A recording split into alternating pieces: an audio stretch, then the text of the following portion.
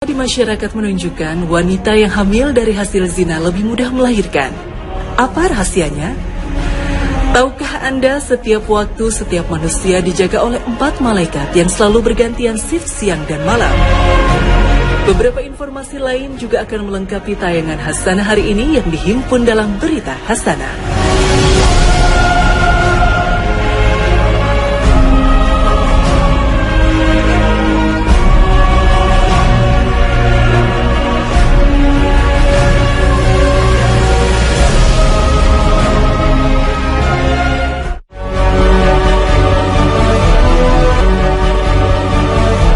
Assalamualaikum warahmatullahi wabarakatuh. Pagi ini Khazanah kembali menyajikan kepada Anda embun-embun ilmu yang terpendam dalam luasnya Khazanah Islam.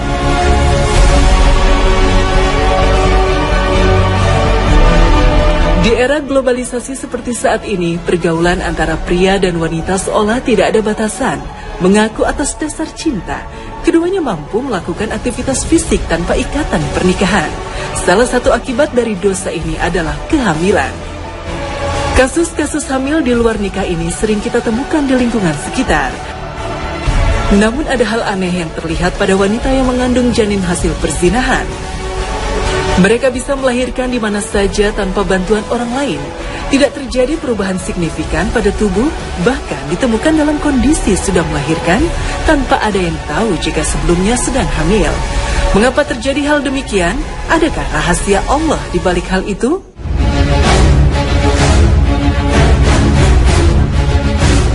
Kondisi seperti ini banyak ditemukan dalam sosial di lingkungan kita.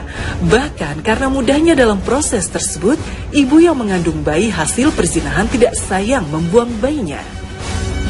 Ternyata kemudahan tersebut bukan menjadi sebuah kenikmatan yang diberikan Allah kepada mereka yang mengandung janin hasil perzinahan. Namun itu merupakan bentuk siksa Allah kepada mereka. Mengapa demikian?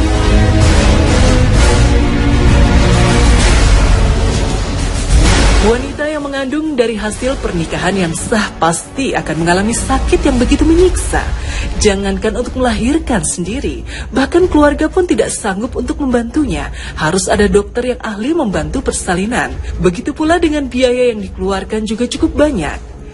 Ada beberapa fakta yang patut kita ketahui. Badan manusia hanya mampu menanggung kesakitan sampai 45 del.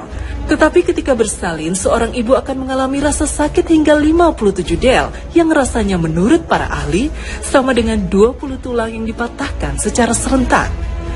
Ketika bersalin, rahim ibu akan mengembang 500 kali daripada ukuran normal untuk menampung kandungannya.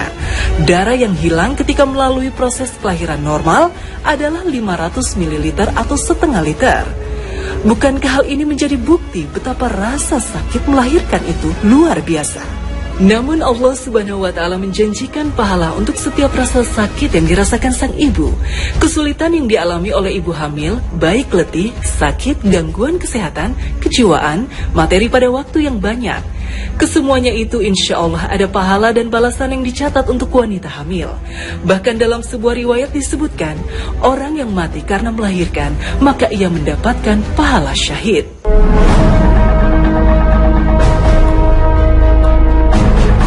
Seorang hamba muslim akan diberi pahala oleh Allah pada sebuah musibah yang menimpanya di dunia, hingga duri yang mengenainya, Allah akan hapuskan dosa-dosanya. Maka sakit yang saat melahirkan dan saat hamil lebih agung dan lebih besar. Lantas mengapa Allah Subhanahu wa Ta'ala mempermudah proses persalinan wanita yang mengandung anak hasil perzinahan? Hal tersebut serta-merta karena Allah Subhanahu wa Ta'ala mencabut rasa kesusahan itu sehingga tidak mendapatkan pahala sebagaimana wanita-wanita lain yang bersusah payah ketika hamil hasil pernikahan yang sah. Kemudian ketika melahirkan mudah saja anak itu keluar, maka pahala sakit karena melahirkan anak itu telah diangkat darinya. Oleh karena itulah tak sedikit kasus setelah anak itu lahir, ada saja kasus bayi dibuang, bahkan na'udzubillah ada yang dibunuh agar tidak meninggalkan jejak. Mengapa sampai begitu kejam? Karena perasaan kasih sayang juga telah dicabut darinya oleh Allah Subhanahu wa Ta'ala. Allahu a'lam bishawab. Pemirsa Khazanah, Kita tentu tak asing lagi dengan aplikasi Google Maps yang merupakan salah satu teknologi internet yang canggih. Google Maps dirancang khusus bagi pengguna untuk dapat menemukan tempat terbaik melalui informasi peta yang telah ditawarkannya. Namun percayakah Anda jika teknologi ini ternyata mampu membuktikan kebenaran ucapan Rasulullah Shallallahu Alaihi Wasallam pada 14 abad yang lalu?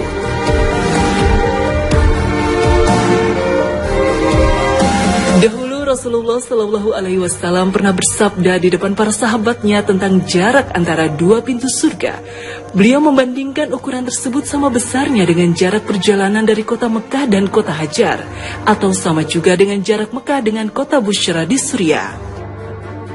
Nabi Shallallahu Alaihi Wasallam bersabda, "Demi zat yang jiwaku berada di tangannya, sungguh jarak antara dua pintu yang ada daun pintunya dari pintu-pintu surga seperti antara Mekah dengan Hajar, atau seperti antara Mekah dengan Busra."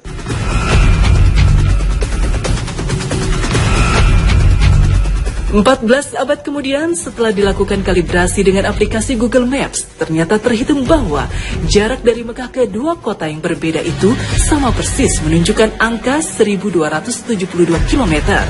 Apakah ini suatu kebetulan atau memang suatu mukjizat yang membuktikan kerasulan Nabi Muhammad? Mengingat Nabi sendiri merupakan seseorang yang hidup di abad ke-7.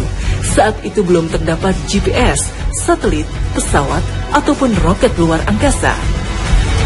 Lantas dari mana beliau bisa tahu akan hal ini? Tentu bukan dari dirinya sendiri, bukan hasil perenungannya, tapi Rasul Muhammad Sallallahu Alaihi Wasallam mendapatkan itu dari wahyu Allah Subhanahu Wa Taala. Allah Subhanahu Wa Taala berfirman, dan dia tidaklah berbicara dari dorongan hawa nafsunya, akan tetapi ucapannya tiada lain adalah wahyu yang disampaikan kepadanya. Quran Surat An-Najm 34.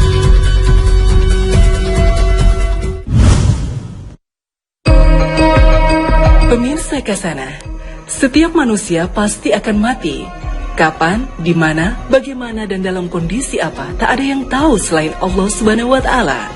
Namun yang pasti, kematian ini pasti akan datang, dan waktunya sangat dekat sekali, karena terjadi sewaktu-waktu tanpa tanda ataupun isyarat sebelumnya.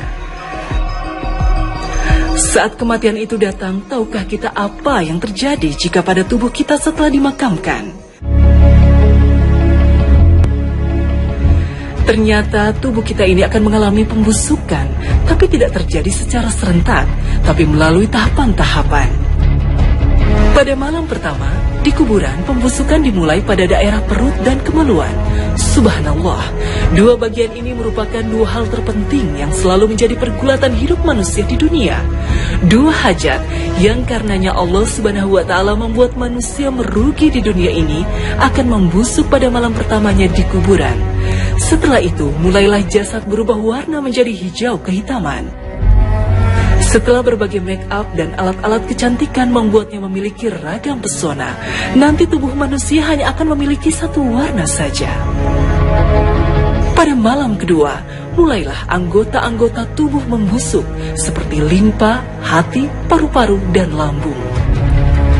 Pada hari ketiga, mulailah anggota-anggota tubuh itu mengeluarkan bau busuk tidak sedap. Lalu seminggu setelahnya, wajah mulai tampak membengkak, dua mata, kedua lisan dan pipi. Dan setelah 10 hari terus terjadi pembusukan. Setelah 2 minggu, rambut mulai rontok, dan setelah 15 hari, lalat hijau mulai bisa mencium bau busuk dari jarak 5 km, dan ulat-ulat pun mulai menutupi seluruh tubuhnya. Setelah 6 bulan, yang tersisa hanya rangka tulang saja. Maka setelah 25 tahun, rangka tulang pun musnah, tapi masih ada yang tersisa. Apakah itu? Yang tersisa dari tulang itu adalah semacam biji, dan di dalam biji tersebut, kita akan menemukan satu tulang yang sangat kecil, disebut tulang ekor. Tulang ekor inilah yang tidak akan hancur dimakan tanah, meski ratusan hingga ribuan tahun. Bahkan tulang ekor inilah yang akan bertahan hingga hari kiamat terjadi. Rasulullah Shallallahu Alaihi Wasallam bersabda, tiada bagian dari tubuh manusia kecuali akan hancur dimakan tanah, kecuali satu tulang, yaitu tulang ekor. Darinya manusia dirakit kembali pada hari kiamat. Hadis riwayat Bukhari. Tulang ekor ini pernah diteliti dengan dipanggang dengan suhu tinggi selama 10 menit. Tulang pun berubah menjadi hitam pekat. Akan tetapi sel-sel pada jaringan tulang ekor tidak terpengaruh. Bahkan sel-sel itu dapat bertahan walau dilakukan pembakaran lebih lama. Uniknya, sebagian ahli mengungkap tulang ekor ini merekam semua perbuatan anak Adam dari sejak lahir hingga meninggal dunia. Ia merekam semua perbuatan baik buruk mereka, dan perbuatan mereka ini akan berpengaruh pada kondisi tulang ekornya, putih bersih atau hitam kotor. Semakin banyak energi positif atau kebaikan seseorang, maka semakin bersih tulang ekornya. Sebaliknya, semakin banyak energi negatif atau keburukan seseorang, maka semakin hitamlah tulang ekornya. Dari sinilah balasan pada hari kiamat kelak tidak akan pernah tertukar. Dari tulang ekor inilah manusia akan kembali dicipta, dan mereka akan diberi balasan sesuai dengan kadar amal-amal mereka. Subhanallah.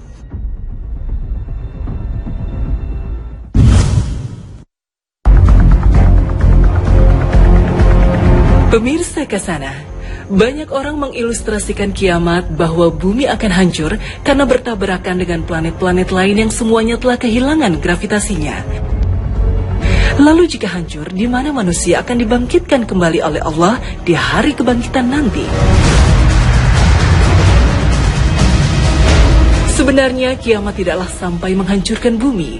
Dalam Al-Quran memang Allah telah menyampaikan bahwa gunung-gunung meletus, batu-batu berterbangan, manusia bagaikan anai-anai. Tapi tak ada yang sampai menyebutkan bumi hancur lebur.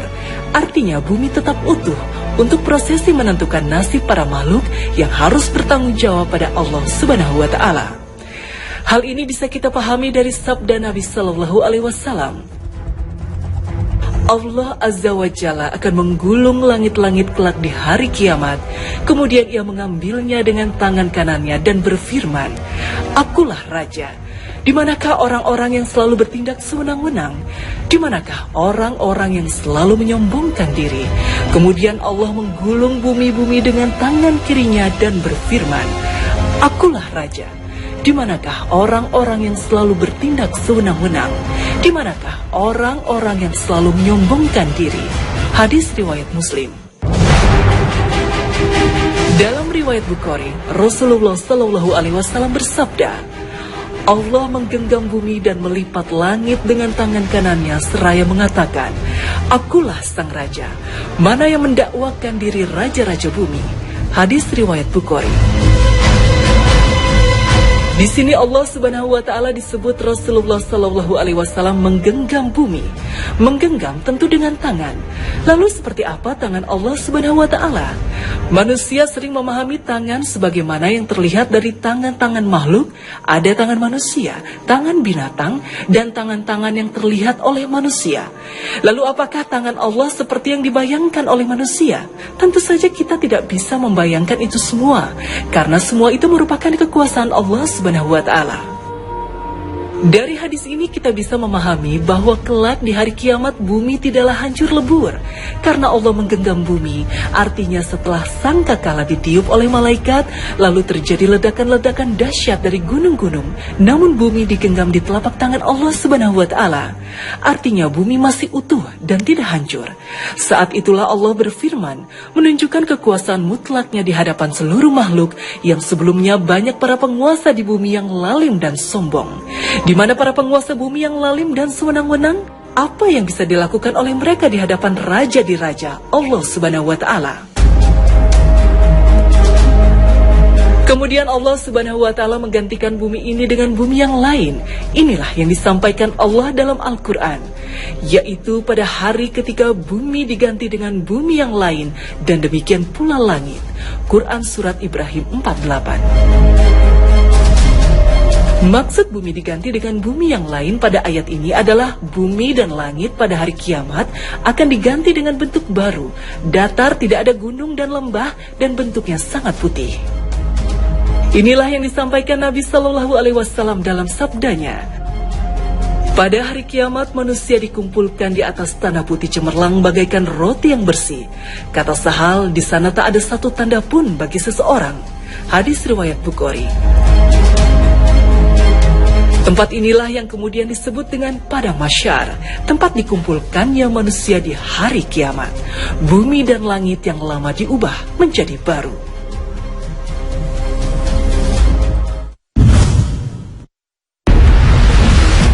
Pemirsa, pada umumnya kita mengetahui bahwa setiap orang dijaga oleh dua malaikat, Raqib dan Atid, yang selalu menjaga kita di sebelah kanan, pencatat kebaikan, dan sebelah kiri Atid, pencatat keburukan. Malaikat pencatat keburukan kita setiap hari memberikan jeda untuk mencatat keburukan seseorang. Jika seseorang berbuat dosa, malaikat pencatat keburukan tidak langsung mencatatnya sebagai dosa, tapi menunggu sampai 6 jam dengan harapan orang itu memohon ampun kepada Allah. Jika dalam 6 jam itu, seseorang tetap saja tidak bertaubat dan memohon ampun, maka malaikat langsung mencatat sebagai satu dosa. Inilah yang disampaikan Nabi Shallallahu Alaihi Wasallam dalam sabdanya. Sesungguhnya malaikat yang berada di sebelah kiri, ia akan mengangkat penanya 6 jam bagi seorang muslim yang melakukan dosa. Jika ia menyesal dan beristighfar kepada Allah, maka ia menghapusnya, dan jika tidak, maka tertulis satu kesalahan. Hadis riwayat Tabrani. Kedua malaikat yang bertugas menjaga setiap manusia ini tidak pernah lalai dalam melaksanakan tugasnya. Apakah hanya dua malaikat ini saja yang selalu menyertai kita dimanapun kita berada? Ternyata tak hanya dua malaikat itu saja, masih ada dua lagi malaikat yang selalu mengikuti kita, masing-masing berada di depan dan di belakang kita. Keduanya bertugas menjaga manusia dari keburukan dan musibah. Jika ada keburukan akan menimpa seseorang, maka malaikat itu akan menjaganya, kecuali jika memang hal itu sudah menjadi takdirnya. Hal ini diungkap oleh Ibnu Katsir dalam menafsirkan firman Allah Subhanahu wa Ta'ala.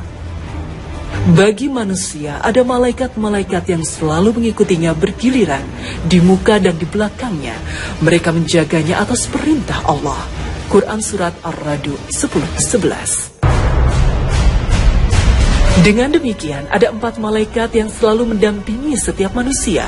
2 malaikat pencatat amal di sebelah kiri dan kanan, dan 2 lainnya di depan dan di belakang.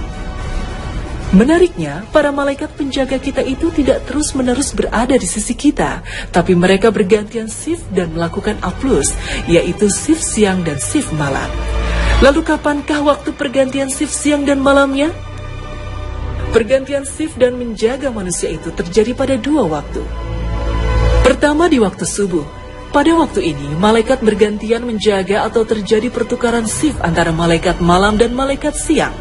Lalu malaikat malam ini menghadap dan melaporkan langsung pada Allah hal terakhir apa yang sedang dikerjakan oleh hambanya di waktu subuh sebelum akhirnya digantikan oleh malaikat siang. Rasulullah Shallallahu Alaihi Wasallam bersabda, di tengah-tengah kalian ada malaikat yang silih berganti bertugas mengiringi kalian di waktu malam dan siang.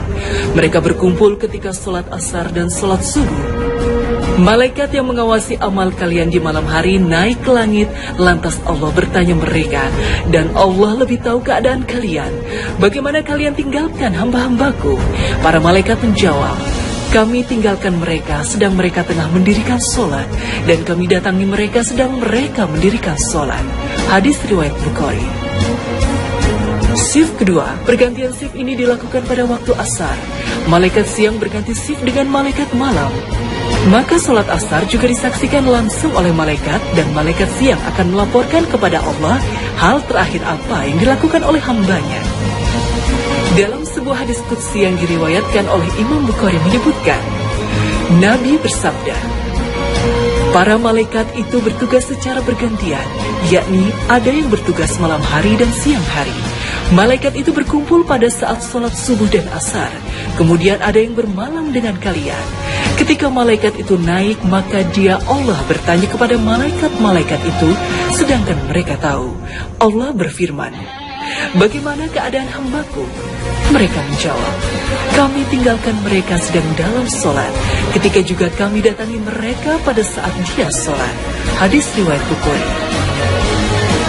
Itu sebabnya Rasulullah Shallallahu Alaihi Wasallam sangat mewanti-wanti kaum muslim agar menjaga 2 waktu sholat ini, sholat subuh dan sholat asar, agar seorang muslim tidak ketinggalan melaksanakan sholat subuh dan asar secara berjamaah.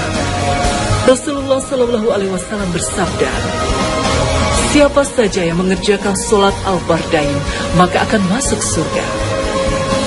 Imam An-Nawawi menjelaskan bahwa sholat al-bardain adalah sholat subuh dan asar. Nabi Shallallahu Alaihi Wasallam bersabda, malaikat malam dan malaikat siang berkumpul ketika sholat subuh. Lalu Abu Hurairah radhiyallahu anhu berkata, jika kalian mau, bacalah dan dirikanlah pula sholat subuh. Sesungguhnya sholat subuh itu disaksikan oleh malaikat. Al-Isra 78. Hadis riwayat Bukhari. Subhanallah. Inilah rahasia dan keutamaan waktu subuh dan asar yang tak banyak diketahui orang muslim. Maka seperti halnya kita bekerja bergantian antara shift satu dan yang lainnya, mereka melaporkan hasil kerja kepada pimpinannya. Maka alangkah baiknya kita melakukan pekerjaan yang baik untuk dilaporkan kepada Allah Subhanahu wa Ta'ala. Pemirsa Kesana, begitu mulianya waktu subuh dan asar sampai kemudian kita disunahkan untuk membaca zikir pagi dan petang. Maksudnya adalah membaca zikir setelah sholat asar dan sholat subuh. Allah Subhanahu wa Ta'ala berfirman, maka bertasbihlah kepada Allah di waktu kamu berada di petang hari dan waktu kamu berada di waktu subuh. Quran Surat Ar-Rum 17. Semoga doa yang kita panjatkan dikabulkan oleh Allah Subhanahu wa Ta'ala. Amin ya Rabbal Alamin. Akhir kata, wassalamualaikum warahmatullahi wabarakatuh. Kau masih beri hambamu kesempatan.